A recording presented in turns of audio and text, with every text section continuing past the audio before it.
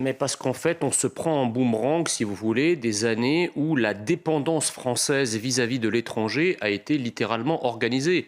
On parle très souvent de la désindustrialisation et de la délocalisation. L'agriculture aussi a beaucoup pâti de cette délocalisation. Et en réalité, on a fabriqué pendant très longtemps à l'étranger, on a importé de l'étranger, parce que la philosophie, c'était de dire que c'était moins cher de produire à l'étranger en raison du différentiel de salaire, d'environnement social, environnemental, sanitaire, etc., que de produire en France.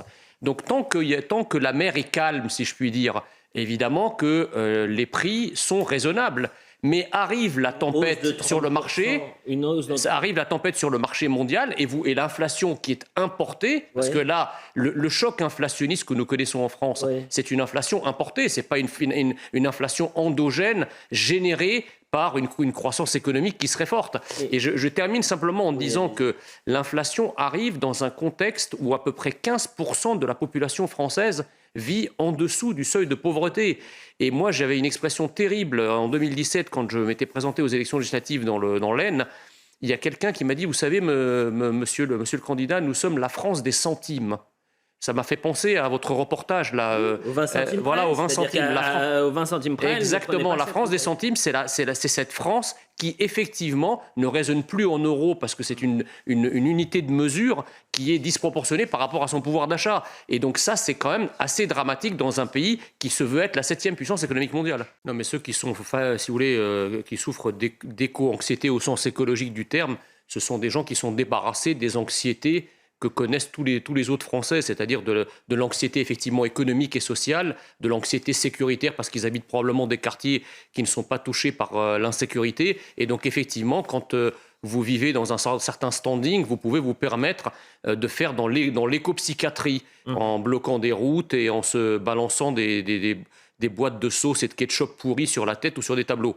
Ça, c'est la première chose. La deuxième chose, c'est s'agissant de l'inflation, effectivement, si vous voulez, l'inflation que nous connaissons aujourd'hui, c'est pas du fatalisme. Il faut bien comprendre que c'est l'aboutissement d'une politique structurelle poursuivie depuis une quarantaine d'années qui a effectivement livré la France pieds et poings liés à tous les aléas du marché mondial. Donc c'est ça qu'il faut comprendre. Donc on paye la mondialisation, voilà, on paye... Ce qui est fascinant, exactement, ce qui est fascinant, c'est que nous avons toute une génération de dirigeants qui nous ont expliqué que la construction communautaire, la mise en place de l'euro à partir du tournant des années 2000, toutes les délocalisations qui ont été faites, c'était pour augmenter le niveau de vie des Français. Je rappelle simplement qu'il y a 20 ans ou 25 ans, quand je préparais ma thèse de doctorat sur la question, les économistes disaient à l'époque que la mise en place de l'euro allait se traduire par 3 à 5 points de croissance de plus pour la France et un enrichissement de près de 20% des Français. Tout ça n'a été qu'une vaste escroquerie et aujourd'hui, les Français mesurent les véritables conséquences des politiques poursuivies depuis une quarantaine d'années. Cette thématique du Rassemblement national et Jordan Bardella qui dit l'affaire donc Grégoire de Fournas est une non-affaire, c'est même une chasse à l'homme. Est-ce que vous partagez ce constat ? Tout à fait. Tout à fait, parce que d'abord, c'est la version de l'Assemblée nationale elle-même, puisque en fait, Grégoire de Fournas n'a pas été sanctionné pour avoir tenu des soi-disant propos racistes, il a été sanctionné pour avoir provoqué un tumulte. Donc je trouve effectivement qu'il y a déjà une disproportion entre la gravité de la sanction et l'élément qui est excipé pour la prononcer. Ça, c'est la première chose. La deuxième chose, c'est qu'il y a un autre décalage entre ce scandale absolu, ces gens qui se sont dit absolument choqués par ce qu'ils ont entendu, et au moment où il faut prononcer effectivement la sanction, il n'y avait personne dans l'Assemblée. Donc soit c'est important et les gens sont là, soit c'est pas important, et dans ce cas-là, les gens ne sont pas là. Mais on ne peut pas prononcer une telle sanction sans que les députés soient présents. J'ajouterais en disant que, mais où étaient les Alexis Corbière là, qui se sont liquéfiés dans des larmes visqueuses au moment de cette histoire. On ne les a pas vus réagir comme ça. Au moment de Samuel Paty, au moment de Lola, ils ont quand même des larmes télécommandées de manière un peu bizarre. Sur le fond, et je terminerai par là, il n'y a aucune inhumanité et encore moins de racisme à raccompagner les migrants clandestins en Afrique. D'abord parce qu'en Afrique, en Tunisie, il y a des ports sûrs. Le port de Sfax est ultra moderne et les migrants peuvent très bien y débarquer. Mais même en Libye, rendez-vous compte que l'Union européenne, et singulièrement l'Italie, paye à grands frais un programme de financement de vedettes pour la marine libyenne, qui régulièrement intercepte des migrants en mer. À votre avis, où la marine libyenne ramène-t-il ces migrants ? Il les ramène en Libye. Donc est-ce que l'Union européenne sait sciemment qu'elle finance un programme pour ramener des migrants dans un pays qui n'est pas sûr où ils risquent leur vie ? Je ne le crois pas. Moi, je ne comprends pas, si vous voulez, cette action, cette radicalité écologique. Je ne sais pas à quoi elle est destinée. Qu'est-ce qu'elle va changer ? C'est-à-dire qu'à partir du moment où vous souillez un tableau, que vous vous collez la main à son cadre, que vous perturbez un match de rugby, qu'est-ce que vous allez changer à travers ces actions ? Sainte-Soline, je le mets à part, parce qu'on peut évidemment critiquer la manière dont c'est fait, mais là, ils critiquent un projet. Ils ont leur manière de faire qui est tout à fait détestable, mais c'est orienté vers un objectif. Ces militants qui se couchent par terre, qui foutent le bazar dans nos rues, dans nos musées, avec des destructions, etc., on ne sait pas ce qu'ils recherchent. Et le pire, si vous voulez, c'est que je vois qu'effectivement, le système médiatico-politique et aussi le système judiciaire regarde ça avec un petit peu de sympathie en disant voilà, c'est finalement une génération de jeunes. Peut-être pas de sympathie, mais ils n'ont pas la main ferme. Voilà, c'est-à-dire que des rappels à la loi. Il y a une forme de complaisance. Il y a une forme de complaisance. Oui, et moi, l'explication que j'entends, si vous voulez, c'est voilà, toutes les générations de jeunes qui se sont succédés ont leur cause et la nôtre, c'est évidemment la cause écologique. Alors vous avez raison, ce sont des générations qui ont été biberonnées à l'anxiété écologique, mais pourquoi cette anxiété-là et pas d'autres ? Parce qu'on constate en fait que lorsque la jeunesse se mobilise pour d'autres causes, par exemple la cause identitaire, on leur tombe immédiatement dessus à bras raccourcis, on interdit leurs mouvements, on les traduit en justice, et le moins qu'on puisse dire, c'est que la justice a la main particulièrement lourde. Et alors qu'ils ne sont pas aussi violents, loin de là, et ils ne foutent pas autant le bazar que ces gens-là. Donc moi je crois que cette éco-anxiété est une gigantesque escroquerie visant à masquer une anxiété pour le coup réelle, une anxiété identitaire et civilisationnelle réelle qui, elle, n'a pas le droit de s'exprimer et à la moindre expression, elle est tuée dans l'œuf par le système. Non, mais si vous voulez, moi je suis consterné par cette histoire parce que vous avez parlé de 2 drames, c'est tout à fait juste. Sauf que le premier drame, c'est quand même un voyou qui l'a provoqué. Parce que quand on refuse d'obtempérer, je veux dire, dans n'importe quel pays au monde, lorsque la police vous dit de vous arrêter, vous vous arrêtez. Et si vous vous arrêtez pas, effectivement, vous mettez le doigt dans un engrenage qui peut avoir une issue fatale. Faites attention, Jean Messia, c'est pas le refus d'obtempérer qui fait qu'il utilise son arme. C'est le fait que, en reculant, il va pour persécuter des gens et que c'est vraiment au dernier recours qu'il utilise son arme. Exactement. Donc le refus d'obtempérer, c'est devenu un terme générique pour qualifier ces situations-là. Donc j'étais au raccourci. Mais ce qu'il faut dire, c'est qu'en l'occurrence, avec ce type d'exemple, on voit que la police est véritablement désarmée dans tous les sens du terme. Elle est désarmée, comme on l'a entendu, parce que ce malheureux policier a été empêché pendant 4 ans de porter une arme et d'exercer son métier sur la voie publique. Elle est désarmée médiatiquement parce que lorsque vous avez un policier qui, dans l'exercice de ses fonctions, tire pour se défendre face à une tentative d'assassinat par arme, par destination que peut être un véhicule ou une moto, il est évidemment immédiatement pris à partie par les médias convenus et convenables qui vous expliquent encore les violences policières, etc. Et de l'autre côté, le deuxième lame du ciseau, si je puis me permettre, ou la deuxième branche de la tenaille, c'est qu'ils sont face à des publics qui les considèrent comme les derniers représentants de la France, d'une France qu'ils haïssent, et donc qui sont interdits d'entrer dans certains territoires. Donc ils sont pris entre 2 feux, les policiers, et la justice, franchement, n'est pas là pour les aider. Elle n'est pas justifiée, d'abord parce que les termes de la sanction eux-mêmes sont assez clairs. Il y a vraiment une disproportion entre l'importance historique de cette sanction et les éléments qui sont excipés en appui de cette décision, c'est-à-dire le tumulte. Quant à interpeller un député au cœur de l'Assemblée, même si la personne qui l'interpelle n'a pas le temps de parole, alors là, excusez-moi, mais les députés de la NUPES, c'est l'hôpital qui se fout de la charité. Parce que quand on a eu le discours, pour ne citer que celui-là, le discours de politique générale d'Elisabeth Borne, et que ça a vociféré, ça l'a empêché de parler, ça l'a interrompu, etc., là, il y avait du tumulte. que n'a-t-on mobilisé le même tumulte pour exclure la totalité des députés de la NUPES qui ont fait foutu ce bazar au moment du discours de politique générale du Premier ministre. Donc vous voyez, et puis, et je ne parle même pas de la NUPES d'ailleurs, parce que l'Assemblée générale, c'est une caisse de résonance où ça vocifère, ça crie, ça interpelle, ça hèle, etc. Donc, excusez-moi, si il suffisait qu'on fasse un tumulte pour être à ce point exclu de l'Assemblée nationale, c'est la quasi-totalité des députés qui devraient être virés. Et puis, que ce soit d'ailleurs, là, pour le coup, sur la sémantique, parce que vous disiez tout à l'heure, on ne sait pas très bien si c'est du singulier ou du pluriel, mais dans les deux cas, c'est pas raciste. Il n'a pas dit, il n'a pas interpellé le... J'ai pas employé le mot de raciste, vous avez entendu dans mes propos. Mais il n'a pas à dessein, je n'ai pas employé il n'a pas interpellé le député, auquel cas ça aurait été retourne en Afrique. C'est pas ce qu'il a dit, et les minutes de l'Assemblée nationale en attestent. Donc, en fait, si c'est au singulier, c'est le bateau. Si c'est au pluriel, c'est les migrants. Et dans les deux cas, ce que ce député attaque, ce n'est certainement pas le député qui s'exprime,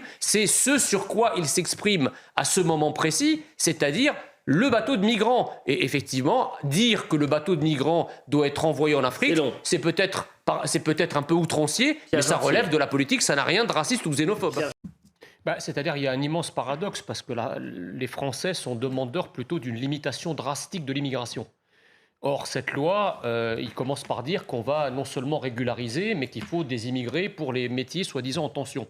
En réalité, c'est une gigantesque imposture, ces métiers en tension. Comment peut-on parler de métiers en tension alors que nous avons plus de 5 millions de chômeurs et que la France est loin du plein emploi ?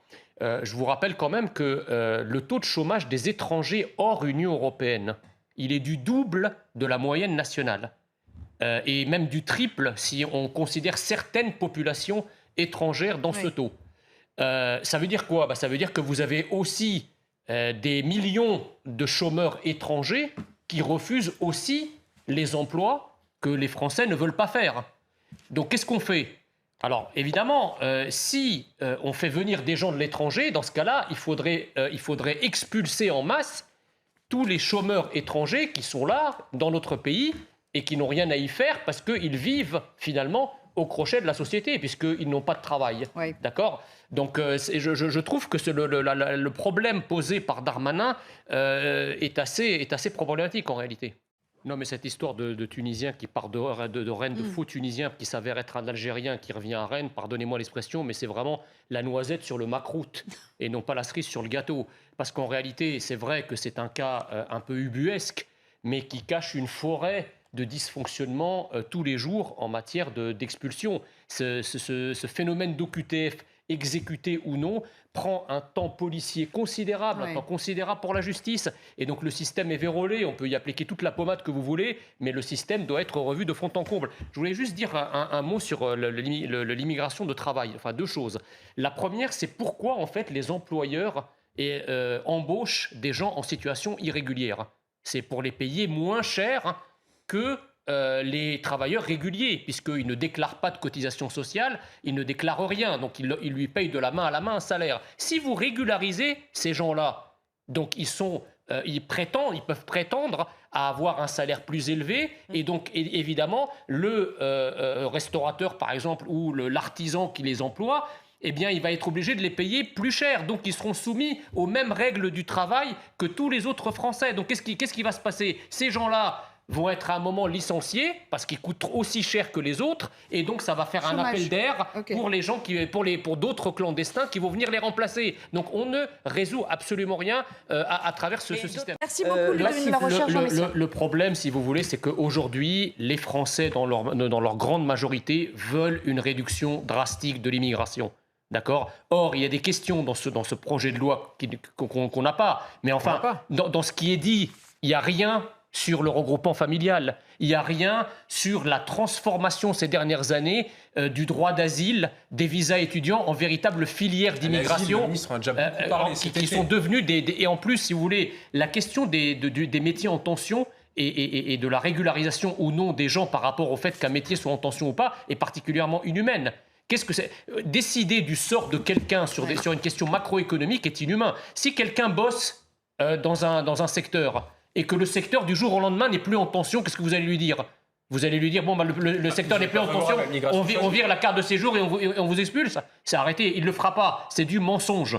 Il faut en réalité arrêter l'immigration. Les gens qui sont sur notre territoire et qui ne travaillent pas, qui sont qui sont étrangers, de nationalité étrangère avec un titre de séjour et qui ne travaillent pas, il ne faut plus renouveler leur titre de séjour et il faut les renvoyer chez eux. Alors, moi je pense, si vous voulez, que l'augmentation de cette dérive sectaire, l'augmentation spectaculaire, n'est qu'en réalité que le thermomètre des maladies de notre époque. Ah oui, c'est sûr. C'est-à-dire effectivement une époque où les gens ne trouvent plus de sens, plus de verticalité, plus de transcendance, plus d'absolu. Donc on se réfugie, si vous voulez, dans des ersatz, on va dire, de transcendance, de divinité, plus ou moins. Dans les relations hommes-femmes, et que quand la société vous explique qu'on ne sait pas très bien ce que c'est une femme, on ne sait pas très bien ce que c'est un homme, eh bien évidemment, ça donne aussi, ça fait le lit, si vous voulez, d'un certain nombre de groupes sectaires, oui. Voilà, donc moi je pense que, évidemment, lutter contre le charlatanisme sur les réseaux, etc., c'est très important, mais surtout, il appartient de redonner ces lettres de noblesse à la politique pour redonner du sens à la citoyenneté. C'est-à-dire que dans le domaine des relations internationales, la force ne respecte et n'est respectée que par une autre force. C'est-à-dire que Donald Trump, sa politique est une politique de faucon, on va dire. Vous connaissez l'expression des relations internationales. Évidemment, ce qui est très étrange, c'est que ce sont toujours les faucons qui font la paix. Voilà, c'est vrai entre les États-Unis et la Corée du Nord, c'est vrai aussi entre, par exemple, les Israéliens et les Arabes. Il faut se souvenir que Donald Trump a été à l'origine des accords d'Abraham entre Israël et différents pays arabes. Et effectivement, Kim Jong-un a vu en Donald Trump quelqu'un qui ne mâchait non seulement pas ses mots, mais qui était prêt aussi à agir. Et c'est ça qui, fondamentalement, l'a forcé, ou en tout cas l'a persuadé de lui serrer la main. Si vous avez en face d'un pouvoir très militariste, très volontariste, très agressif, eh bien, vous avez un ventre mou progressiste, eh bien, effectivement, il n'y a aucun cran d'arrêt à la volonté de puissance, même du plus petit État. Voilà. Et c'est ce qui se passe avec les États-Unis d'un Biden vieillissant. Jean Messia. Non, je pense que c'est quelque chose qui est plutôt salutaire. D'abord, l'élection de Jordan Bardella est une excellente nouvelle parce que il incarne finalement un équilibre un peu plus accompli entre une ligne plutôt sécuritaire, identitaire, assez ferme sur l'immigration et effectivement une ligne sociale. Parce que vous savez, le Rassemblement national, on dit souvent qu'il a deux électorats, l'électorat du Sud et l'électorat du Nord. L'électorat du Nord est un électorat qui est anciennement un électorat communiste, pour faire simple. Et effectivement, si l'électorat du Nord n'était obsédé que par la question sociale, il serait resté soit chez les communistes, soit à gauche. Oui, mais là, vous avez un élu du Nord qui dit attention, moi, à Hénin-Beaumont, on me parle social, on ne parle pas que immigration et sécurité. Justement, mais si cet électorat-là a migré, et Dieu sait qu'il y a 20 ans, c'était difficile de faire ce mouvement vers le Front National à l'époque, c'est bien parce qu'il y a aussi une question identitaire prégnante. Donc il faut garder les deux. Or, je crois, si vous voulez, que dans ces dernières années, avec Marine Le Pen à la tête du mouvement, l'aspect identitaire et sécuritaire a été estompé. Et donc, je pense que Jordan Bardella est davantage en phase avec la base adhérente et militante du parti que Marine Le Pen, paradoxalement. Jean Messia. Non, je pense que c'est quelque chose qui est plutôt salutaire. D'abord, l'élection de Jordan Bardella est une excellente nouvelle parce que il incarne finalement un équilibre un peu plus accompli entre une ligne plutôt sécuritaire, identitaire, assez ferme sur l'immigration et effectivement une ligne sociale. Parce que vous savez, le Rassemblement national, on dit souvent qu'il a deux électorats, l'électorat du Sud et l'électorat du Nord. L'électorat du Nord est un électorat qui est anciennement un électorat communiste, pour faire simple. Et effectivement, si l'électorat du Nord n'était obsédé que par la question sociale, il serait resté soit chez les communistes, soit à gauche. Oui, mais là, vous avez un élu du Nord qui dit attention, moi, à Hénin-Beaumont, on me parle social, on ne parle pas que immigration et sécurité. Justement, mais si cet électorat-là a migré, et Dieu sait qu'il y a 20 ans, c'était difficile de faire ce mouvement vers le Front National à l'époque, c'est bien parce qu'il y a aussi une question identitaire prégnante. Donc il faut garder les deux. Or, je crois, si vous voulez, que dans ces dernières années, avec Marine Le Pen à la tête du mouvement, l'aspect identitaire et sécuritaire a été estompé. Et donc, je pense que Jordan Bardella est davantage en phase avec la base adhérente et militante du parti que Marine Le Pen, paradoxalement. Avoir connu ce parti de très près, je peux vous dire que à la fois Steve Briois et Bruno Bilde, en interne, on les appelle la clique ou la bande des nains Beaumont, parce que ce sont des gens qui étaient ultra puissants, qui avaient une influence très omniprésente et omnipotente auprès de Marine. Ils ont fait et défait des carrières, ils ont fait partir des gens, refusé des investitures à des gens qui étaient là depuis des années. Et donc là, si vous voulez, avec le changement à la tête du Rassemblement national, c'est le début de leur chute en quelque sorte. C'est pour ça que Steve Briois, qu'on n'entend jamais, s'est exprimé. Au message du pape François, il peut être entendu ou pas ? Il peut être entendu, mais Pierre Gentillet a raison. C'est-à-dire que dans l'islam sunnite, il n'y a pas de clergé et il n'y a pas de représentant suprême qui soit l'homologue en quelque sorte du pape François. Donc effectivement, c'est une religion qui est extrêmement décentralisée et les imams, chaque imam joue son pape en fait dans sa mosquée en quelque sorte. Alors le problème, la difficulté, c'est que nous avons depuis une quarantaine d'années ce que j'appelle une réislamisation de l'islam, c'est-à-dire une espèce d'exacerbation d'un irrédentisme islamique qui n'existait pas, même y compris dans les pays arabes, il y a une quarantaine ou une cinquantaine d'années. C'est-à-dire que la force de frappe des pays du Golfe avec la manne pétrolière qui désormais finance aussi le mouvement des frères musulmans fait qu'on assiste à des dérives radicales puissantes de l'islam. Et je pense que c'est bien notre problème en France, c'est que l'islam de France est sous la coupe des frères musulmans et n'a rien à voir avec l'islam qu'on peut vivre dans d'autres pays, y compris des pays arabes comme l'Égypte ou le Maroc. Donc le problème, si vous voulez, c'est pas le dialogue avec l'islam, c'est que lorsque l'islam tombe sous la coupe des fondamentalistes dans des portions de plus en plus larges du monde, eh bien là, le dialogue devient un dialogue de sourds. Oui. Enquête d'esprit, c'était l'émission parfaite pour Gad Elmaleh, qui est un spécialiste des mots du même nom. Oui, l'esprit, c'est ça. Les mots d'esprit. Oui, les mots d'esprit, bien sûr. Vous voulez faire un t-shirt. Vous avez manqué. Plus que de la revue. Non, mais... Voilà, c'est ça. Non, mais moi, je trouve ça très beau qu'on parle globalement de la religion. La religion est quelque chose d'important. Et en parler, je veux dire, on parle bien d'autres religions, alors pourquoi pas du catholicisme ?